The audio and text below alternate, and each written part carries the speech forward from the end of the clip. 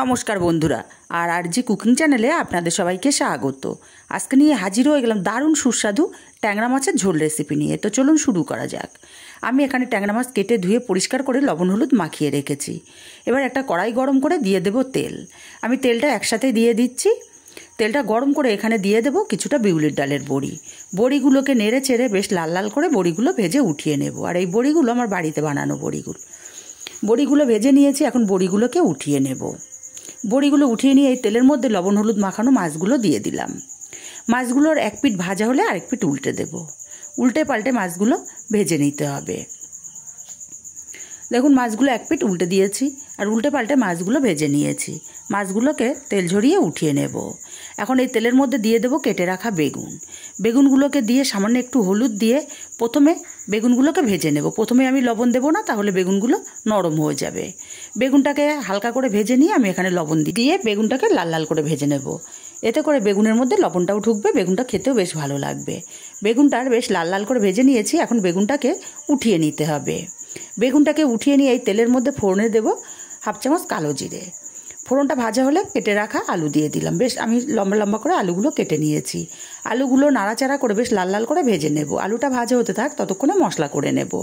Mixture জারের মধ্যে দিয়ে দিলাম হাফ চামচ গোটা জিরে, 1 চামচ দিলাম কালো জিরে, আর স্বাদ মতো দেবো কাঁচা লঙ্কা। ঝালটা যে যার স্বাদ অনুযায়ী দেবেন। মিহি করে পেস্ট করে নেব। আর এদিকে আলুটাও বেশ লাল লাল করে ভেজে নিয়েছি। এখন বেটে রাখা মশলাটা এখানে দিয়ে দেব সামান্য একটু কাশ্মীরি লঙ্কার গুঁড়ো, হাফ চামচ দেবো হলুদ। ভালো করে নাড়াচাড়া করে আলুটাকে মশলার সাথে বেশ কিছুক্ষণ কষিয়ে নেব।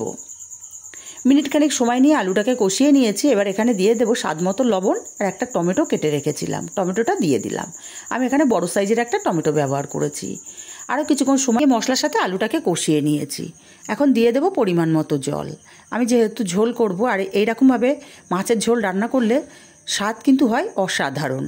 ভালো করে নাড়াচাড়া করে মিশিয়ে দিয়ে এখানে ঢাকা দিয়ে রান্না করব আমি 5 মিনিট।